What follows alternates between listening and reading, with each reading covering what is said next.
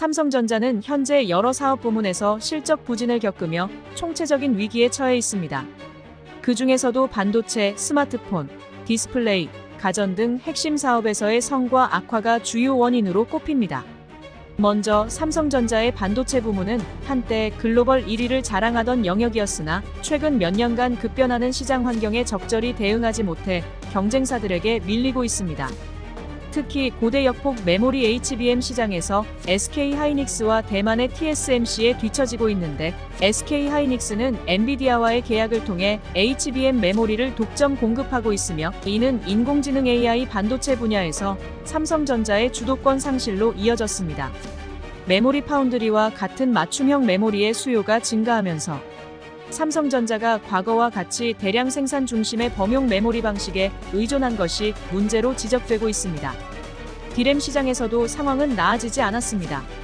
삼성전자는 디램 가격 상승에 기대를 걸었으나 시장 예상보다 가격 인상이 더디게 진행되면서 실적 회복이 지연되고 있습니다. 이는 글로벌 반도체 경기 불황과 맞물려 삼성전자의 주요 매출원인 메모리 사업에서 큰 타격을 입힌 원인 중 하나입니다. 또한 파운드리 반도체 위탁 생산 부문에서도 경쟁사인 TSMC와의 격차가 점점 커지고 있습니다.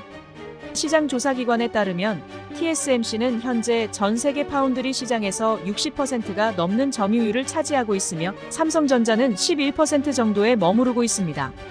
특히 10나노 이하의 최첨단 공정에서 TSMC는 수율 생산품 대비 정상품의 비율에서 삼성전자를 크게 앞서고 있습니다. 반면 삼성전자는 공정 노하우와 수율 확보에서 어려움을 겪으며 대형 고객사를 확보하지 못해 경쟁에서 밀리고 있습니다. 전문가들은 삼성전자가 기술 혁신과 더불어 고객 맞춤형 솔루션을 제공하는 것이 시급하다고 지적합니다. 모바일 부문도 삼성전자가 겪고 있는 주요 위기 중 하나입니다.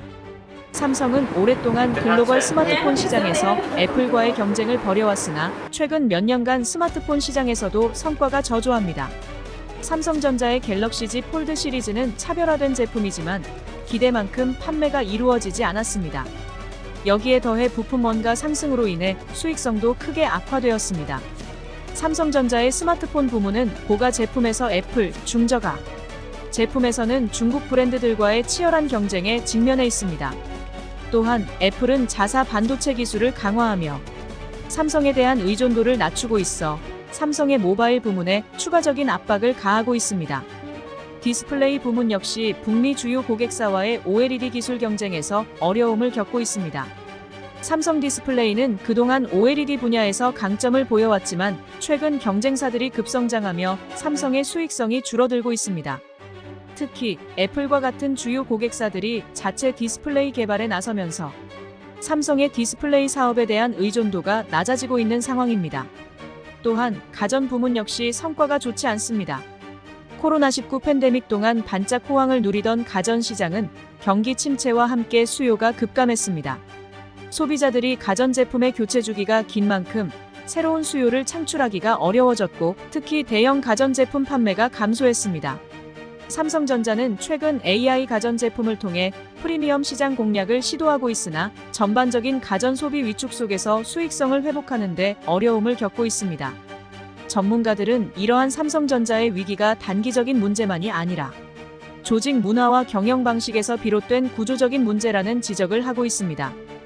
과거 삼성전자는 과감하고 빠른 의사결정으로 기술 혁신을 주도해왔지만 최근에는 보수적인 의사결정과 내부 부서 간 갈등이 기술 혁신을 저해하고 있다는 비판을 받고 있습니다.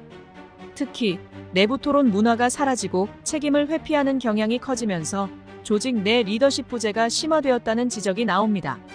기술적으로 어려운 도전은 회피하고 검증된 안전한 기술에만 집중하는 경향이 강해진 것이 삼성전자가 글로벌 기술 경쟁에서 뒤처지게 만든 요인 중 하나입니다. 또한 삼성전자의 재무와 법무부서가 기술 부서보다 더 큰 영향력을 행사하고 있다는 점도 문제로 지적되고 있습니다. 기술적 판단보다는 재무적 리스크를 최소화하려는 경영 방식이 삼성의 혁신을 방해하고 있으며, 이는 삼성의 경쟁력 약화로 이어졌습니다. 실제로 삼성은 몇몇 기회에서 과감한 결정을 내리지 못해 경쟁사들에게 주도권을 빼앗겼다는 평가를 받고 있습니다. 그럼에도 불구하고 삼성전자는 최근 조직 개편과 경영 전략, 수정을 통해 위기를 극복하려는 노력을 기울이고 있습니다. 이재용 회장의 리더십이 중요한 시점이며 그의 경영 복귀와 함께 기술 리더십을 회복하고 조직 내 혁신을 촉진해야 한다는 목소리가 큽니다. 삼성전자는 과거 일본의 반도체 산업이 쇠락했던 사례를 반면교사로 삼아 빠르게 변화하는 글로벌 시장에서 생존하기 위해 과감한 기술, 혁신과 조직 문화를 개선하는 것이 시급합니다. 종합적으로 보면 삼성전자는 반도체, 스마트폰, 디스플레이, 가전 등 주요 사업에서 동시다발적으로 위기를 겪고 있으며 이를 극복하기 위해서는 조직 내부의 구조적인 문제를 해결하고 글로벌 시장 변화에 맞춘 과감한 기술 혁신이 필요합니다. 앞으로의 경영 전략과 기술 개발 방향에 따라 삼성전자의 미래가 결정될 것입니다.